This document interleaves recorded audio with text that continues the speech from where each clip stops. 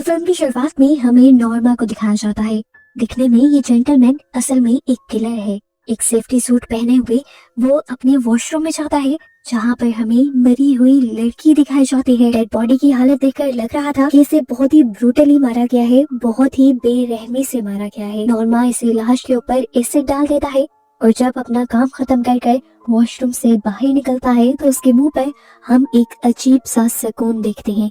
असल में नॉर्मा को लगता है कि किसी भी इंसान को मारना कोई जुर्म नहीं है, बल्कि ये आर्ट है और उसकी इस आर्ट को पूरी दुनिया को देखना चाहिए। इसीलिए वो अपने किए गए सभी मर्डर्स की वीडियो बनाता है और उन्हें डार्क वेब पर अपलोड भी करता है और उसकी वीडियोस को लाखों करोड़ों लोग देखते भी हैं। हर बार वीडियो अपलोड करने के बाद वो अपना कोई सुराग पीछे नहीं छोड़ता ताकि उसे पुलिस पकड़ न ले।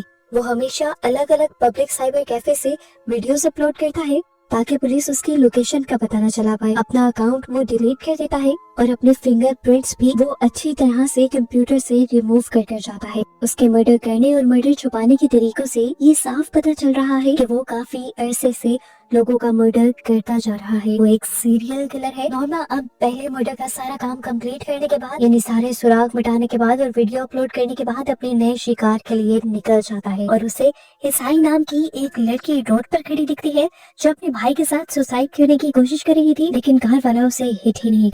नॉर्मा उसका पीछा करने लगा और उसे पता चला कि उस लड़की की एक बुके शॉप थी जो बिल्कुल अच्छी नहीं चल रही थी। हसाई को फंसाने और मैनिपुलेट करने के लिए वो एक अच्छा आदमी बनने का नाटक करने लगा और उसने हसाई से काफी सारे फूल भी खरीदे, वो भी महंगे दामों। इसके बाद हसाई ने नोटिस किया कि बाहर एक आदमी बहुत सारे बच्चों को डांट रहा था। नॉर्मा उसके पीछे गया और उस आदमी को धमकी देते हुए उसने बच्चों से दूर भेज दिया। हसाई इम्प्रेस हो गई और उसने पूछा, तुमने क्या कहा? नॉर्मा ने कहा, मैंने उसे कहा है कि तुम्हारी गाड़ी का नंबर मैं नोट कर चुका हूँ और अगर अब तुमने बदतमीजी की तो मैं तुम्हारा पीछा कर तुम्हारा मर्डर कर दूंगा और तुम्हारे जिस्म के टुकड़े टुकड़े करके नदी में बहा दूंगा। हसाई हंसने लग जाती है। उसे लग रहा था कि नॉर्मा मजाक कर रहा है, वो नहीं जानती थी कि नॉर्मा इस टाइम सच ही बोल रहा है। सीन कट होकर हमें इंडोनेशिया में बाऊ नाम के एक आदमी को दिखाया जाता है जो नॉर्मा की वीडियोस बहुत ही शौक से देखता है। वैसे तो वो एक नॉर्मल सा जर्नलिस्ट है और आजकल एक बिजनेसमैन से दुश्मनी की वजह से एक नॉर्मल से कैमरामैन की जॉब कर रहा है, लेकिन फिर भी उसे ऐसी घिनौनी और खौफनाक वीडियोस देखते हुए बिल्कुल भी शर्म नहीं आती, उल्टा मजा आता है। शायद ये सब वो अपनी जॉब का गम बुलाने के लिए करता है, क्योंकि जॉब जाने के बाद से वो बहुत ही ज्यादा डिस्टर्ब हो गया था और उसकी गलत बिहेवियर की वजह से उसकी बेटी और वाइफ भी उसे छोड़कर चली। आखिर इन भाइयों दोबारा जब जॉब पे जाता है तो वही बिजनेसमैन, उसका दुश्मन, उसके पीछे अपने लोग भिजवा देता है ताकि वो बिजनेसमैन की कोई रिपोर्ट कवर ही ना कर पाए। बिजनेसमैन के लोग उसे बहुत ज्यादा मारते हैं और उसकी कार के टायर भी पंचर कर देते हैं और उसका कैमरा भी तोड़। उसे याद था कि आज उसने अपनी बेटी को उसकी मॉम के घर छोड़कर आना है। कार तो उसकी पंचर थी, मजबूरन उसे कैब से ही जाना पड़ता है और वापस भी कैब से आना पड़ता है। रास्ते में वो सो जाता है और जब उसकी आंख खुलती है तो वो नोटिस करता है कि ड्राइवर उसे एक सुनसान जगह पर ले आया था। इससे पहले कि वो कुछ पूछ पाता, इसी गाड़ी में आकर ड्राइवर के दोस्त भी बैठ जाते हैं और उसके साथ गलत काम करना शुरू कर देते हैं और उसकी वीडियोस भी बनाने की कोशिश करते हैं। भाइयों जब अपने आप को छुड़वाने की कोशिश करता है तो उनमें से एक आदमी अपनी गन निकाल लेता है। अपने आप को बचाने के लिए भाइयों ने फौरन उनसे गन छीन ली और पता नहीं क्या सोचते हुए उसने सभी लोगों को मार भी दिया। और जब उसे एहसास हुआ कि उसने एक बहुत बड़ा गुनाह कर दिया है तब वो बहुत ज्यादा घबरा गया और गाड़ी से बाहर निकल आया। उसने जो पहले वायलेंट वीडियोस देखे हुए थे उन्हीं वीडियोस ने उसे इतना बेदर्द बनाया था कि वो बिना सोचे इन इंसानों को मार गया था। सीन कट होकर दूसरी तरफ दोबारा हमें नॉर्मा को दिखाया गया। नॉर्मा ने आज रात के लिए एक नया शिकार ढूंढ लिया था। एक लड़की को अपना दोस्त बना लिया था। वो पहले लड़की से बहुत अच्छे से बात करता है और फिर हमेशा की तरह उसे घर भी ले आता है। अपने बातों में लगाते हुए वो उसे पूरी तरह अपने जाल में फंसा लेता है और फिर उस पर अपना जुल्म करना शुरू करता है। वो लड़की रहम की भीख मांगती रह जाती है, लेकिन नॉर्मा एक कैमरा ऑन कर उसे टॉर्चर करना शुरू कर देता है। उसे जगह जगह कट लगाता है, दर्द देता है, जिसके बाद वो एक बड़ा सा स्क्रू उसके मुंह में डालकर उसकी मदद से सारे दांत उसके उखाड़ देता है, जिससे उस लड़की को और भी ज्यादा दर्द होता है और फिर आखिर में उस लड़की को मार भी देता है। सीन में दोबारा हमें बायो को दिखाया जाता है जो अपने घर पर सोकर उठा था। उठने के बावजूद भी वो काफी थका थका फील कर रहा था क्योंकि कल रात उसके साथ बहुत ज्यादा बुरी चीजें हो गई थी। हमें रात के फ्लैशबैक दिखाए जाते हैं और आदमियों को मारने के बाद एक मरतबा उसने रिग्रेट तो किया था, लेकिन फिर उसके दिमाग में एक नई गेम चलने लगी थी। उसने मरे हुए आदमियों की वीडियोस बनाई, जिसके बाद घर आया, नहाया और वो सारी वीडियोस उसने डार्क वेब पर अपलोड कर दी। और अब सुबह उठकर उसे एहसास हो रहा था कि उसने बहुत गलत कर दिया। इस तरह तो पुलिस भी उसके पीछे पड़ सकती थी। अपनी वीडियोस देखने के बाद वो उल्टियां करने लग जाता है। अंदर से उसे गिल्ट तो हो रहा था कि उसने इन आदमियों को क्यों मारा, लेकिन कहीं ना कहीं उसे अजीब सी जीत का भी एहसास हो रहा था। हम देखते हैं कि नॉर्मा भी उसकी वीडियोस को देख लेता है और देखते ही समझ जाता है कि इस बंदे ने ये काम पहली मर्तबा किया है, लेकिन उसके बावजूद उसने बहुत अच्छे तरीके से किया था। नॉर्मा इम्प्रेस हुआ था उससे, इसीलिए उसने फौरन उसको ट्रैक किया और उसे वीडियो कॉल का लिंक भेज दिया। उसका मैसेज मिलते ही यहाँ पर बायू घबरा गया और पहले पहले तो इनकार करने लगा कि उसने ये सब नहीं किया। पर नॉर्मा उससे कहता है, मैं जानता हूँ ये सब तुमने ही किया है, मैं बस तुम्हें ये बताना चाहता हूँ कि अगली मर्तबा इस तरह का कोई भी काम करना तो अपलोडिंग पब्लिक सर्वर से करना, अपने प्राइवेट डिवाइसेस का इस्तेमाल नहीं करना तुमने इस काम में। उसकी बातों को यहीं छोड़कर वो अपनी इन लॉज के घर चला जाता है। पता चलता है उसे कि उससे उसकी बेटी की कस्टडी ले ली गई है और उसकी मॉम को दे दी गई है, क्योंकि वो लोग फाइनेंशियली स्ट्रॉन्ग है। और अब उसकी एक्स वाइफ जिस आदमी से शादी करने वाली थी वो भी बहुत ज्यादा अमीर था। इनकी बातों का सुनते हुए उसका सर फटने लगता है, वो गुस्से में आ जाता है और यहाँ से निकल जाता है। और आते ही अपना मूड नॉर्मल रखने के लिए नॉर्मा से बात करने लगता है। ये लोग वीडियो कॉल करते हैं, लेकिन दोनों ही अपना चेहरा छुपा लेते हैं। बायू से पूछता है, तुम ये सब क्यों करते हो, मर्डर क्यों करते हो और इनकी वीडियोस क्यों बनाते हो। नॉर्मा कहता है, शायद तुम्हें लगे कि मैं पागल हूँ, पर मैं पागल नहीं हूँ। मैं भी पहले तुम्हारी तरह एक नॉर्मल इंसान था। मेरे साथ बहुत ज्यादा गलत हो गया, लेकिन फिर मैंने डरना छोड़ दिया और उस दिन मैंने दूसरों की नजरों में डर देखा और उस दिन के बाद से मैं बदल गया और मैं एक मॉन्स्टर बन गया। इनकी बातों के दौरान इस टाइम बायू के पास टीवी पे उसी आदमी के वकील की प्रेस कॉन्फ्रेंस आ रही थी, जिसने उसकी जॉब, उसका करियर, सब कुछ तबाह कर दिया था। और अब ये लोग जो टीवी पे बोल रहे थे वो सब झूठ था।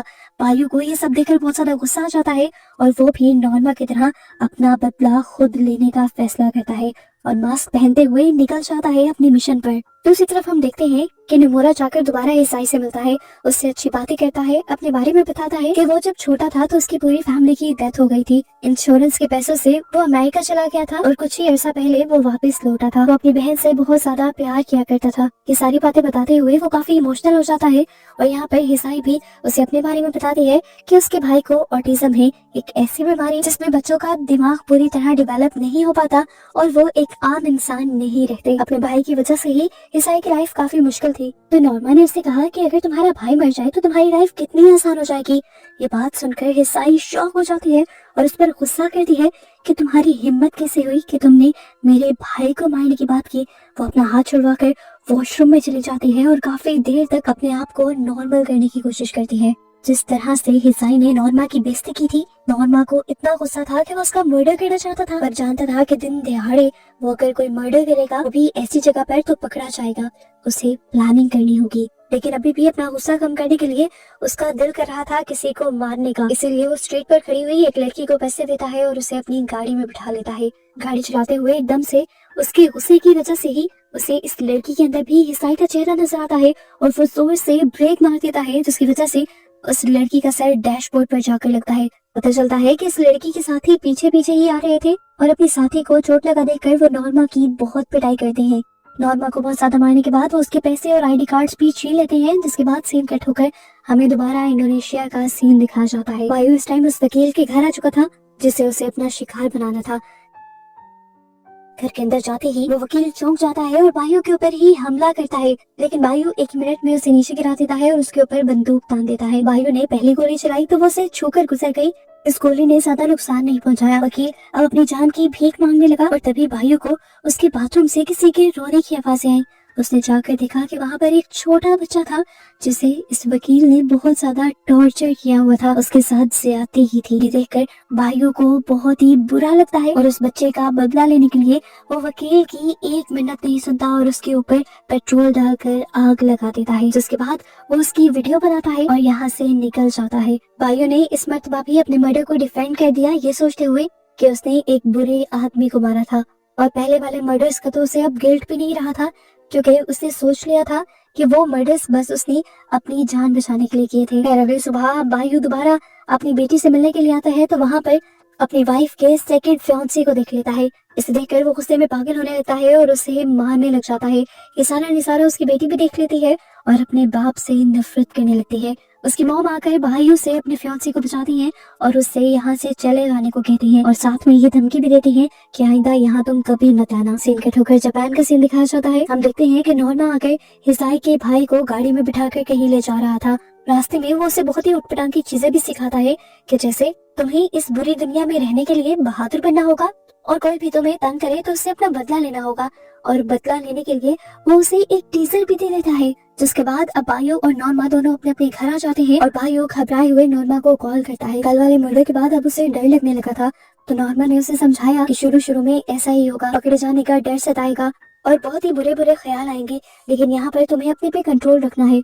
जिस तरह मैं कहूँ उसी तरह करना है, सारे सुराग मिटा देने हैं, फिर वो हमें कभी नहीं पकड़ पाएंगे। और इन सारी सोचों को दबाने के लिए तुम बस उस आदमी के बारे में सोचो जिससे तुम सबसे ज्यादा नफरत करते हो और उसे मारना चाहते हो, और उसी को अपना शिकार बनाओ। नॉर्मा की बात सुनते ही बायो में हिम्मत आती है और वो फौरन अपनी गाड़ी लेकर निकल जाता है। उस बिजनेसमैन की गाड़ी को ट्रैक करते हुए वो एक होटल पे पहुंचता है और जैसे ही उस आदमी के पीछे होटल के कमरे में जाता है तो पता चलता है कि ये बिजनेसमैन खुद नहीं था बल्कि उसका बेटा था, जो बायो की गन देखकर डर भी गया और उससे मिन्नतें भी करने लगा कि प्लीज मुझे छोड़ दो, मैं अपने डैड जैसा बिल्कुल नहीं हूँ।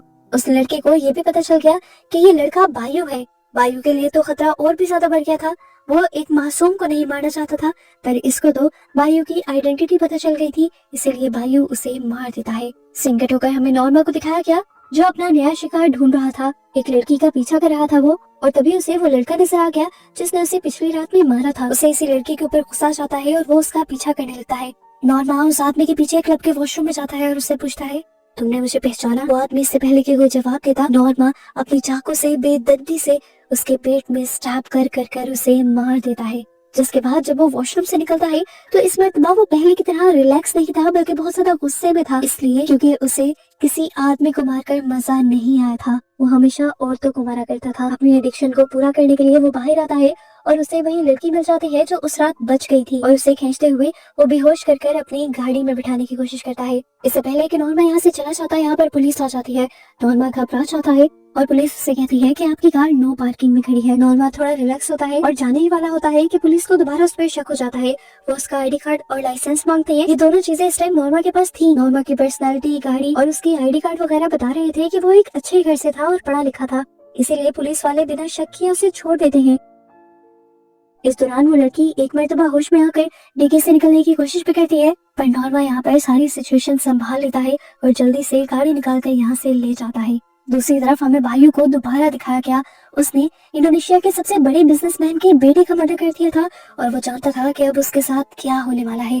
गोली की आवाज की वजह से अगले ही पल यहाँ पर गार्ड्स भी आ जाते हैं और अपने आप को बचाने के लिए बायो एक अलमारी में छुप जाता है। गार्ड्स जब यहाँ की चेकिंग करते हैं तो अलमारी में से बायो निकल आता है। इस टाइम बायो के चेहरे पर मास्क था। गार्ड उसे देख नहीं पाया और अपने आप को बचाने के लिए उसने इस गार्ड को ही शूट कर दिया। वो बाहर निकला तो बाहर 6 गार्ड्स थे। इतनी तो गोलियां भी नहीं थी उसकी गन में। उसने एक हाथ को मारा और यहाँ से भागने की कोशिश की, लेकिन अब बहुत सारे गार्ड्स उसके पीछे लग चुके थे। पूरी होटल की सिक्योरिटी, यहाँ तक कि पुलिस भी उसके पीछे थी जो उसे पकड़ने की कोशिश कर रही थी, लेकिन भाइयों तो ऐसा तेज था कि सबसे बचकर भाग गया। गार्ड्स ने भी एंड तक उसे पकड़ने की कोशिश की, लेकिन वो बस उसका मास्क ही पकड़ पाई और भाइयों एक जाली की दूसरी तरफ से उन लोगों को चकमा देकर आखिरकार भाग निकला। सीन कट होकर अगली सुबह का सीन दिखाया गया।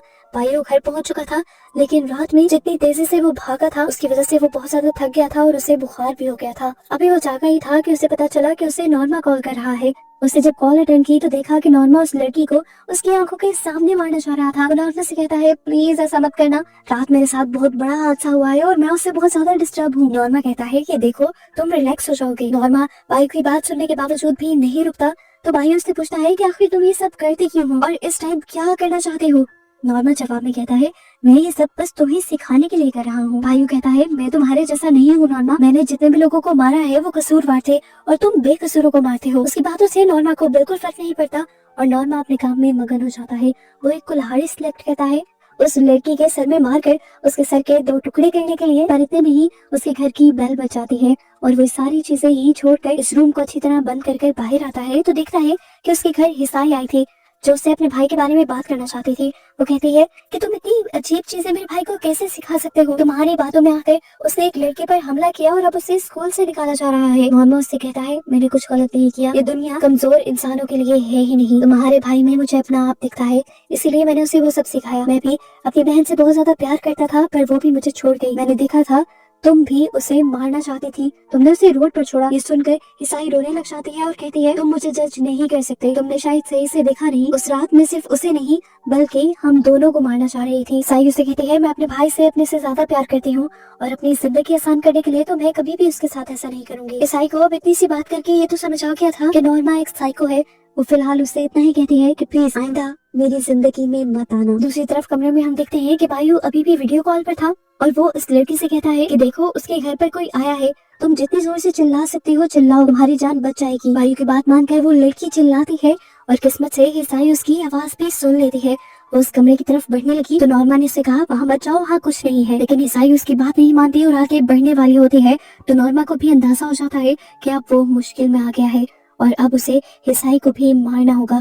जैसे ही ईसाई को मारने के लिए पीछे से उसकी तरफ पड़ता है तो ईसाई उसी की दी हुई टीजर गन से उसी के ऊपर हमला कर देती है। यहाँ वो लड़की भी अपने आप को बचाने के लिए चेयर को नीचे गिरा लेती है ताकि ज्यादा आवाज हो। वायु को अच्छा खासा बुरा झटका देने के बाद ईसाई उस रूम के अंदर चली गई थी। उसने वहाँ से लड़की को रेस्क्यू भी कर लिया और वायु ने फोन पर इन दोनों से कहा वो बहुत बेरहम है, वो हर रोज एक लड़की को मारता है, तुम दोनों जितना जल्दी हो सके यहाँ से निकल जाओ। ईसाई हाँ में सर हिलाती है और यहाँ से निकलने की कोशिश करती ही है कि एक दूसरे कमरे में पहुंच जाती है।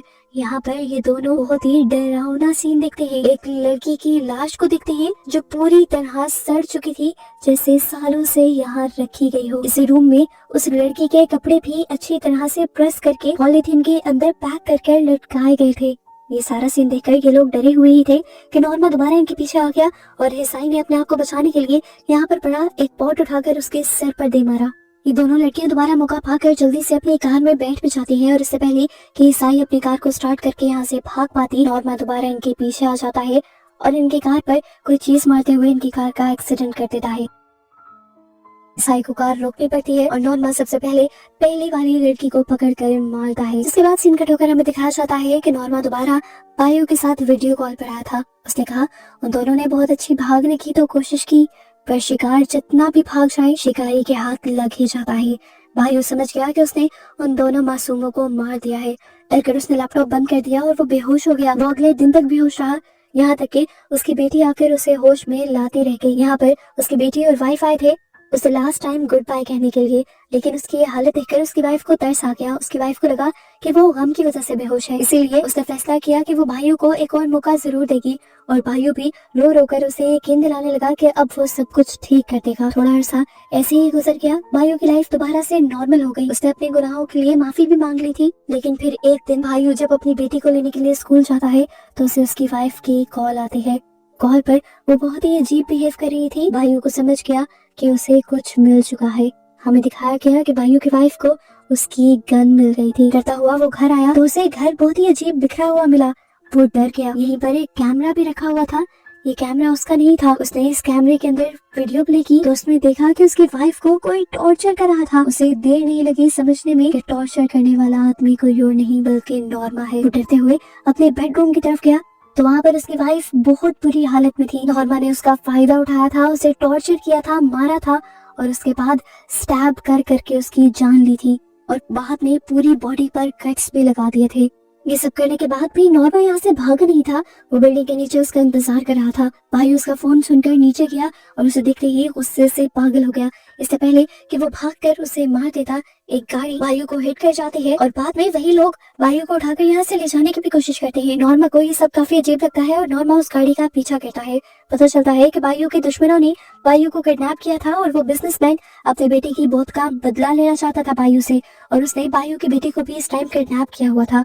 वो उससे कहता है मेरा एक ही बेटा तुमने मारा है और अब मैं तुम्हारी बेटी से शादी करूंगा और उससे जो मेरा बेटा पैदा होगा उसी के नाम अपना सारा बिजनेस करूंगा, वही काला बिजनेस जिसके पीछे तुम पड़े हुए थे। बिजनेसमैन के आदमी वायु को बुरी तरह पीटने लग जाते हैं, उसके हाथ पांव तोड़ देते हैं और उसकी बेटी ये सब कुछ सुनती रहती है। इससे पहले कि ये लोग वायु को बुरी तरह मार देते, नॉर्मा यहाँ पर पहुंच जाता है और पीछे से बिजनेसमैन के कई आदमियों को गोली मार देता है और उसके बाद बिजनेसमैन को भी एक पत्थर से बार बार मार कर उसे अधमरा कर देता है। ऐसी हालत में छोड़ देता है कि ना वो मरा था और ना ही वो जिंदा था।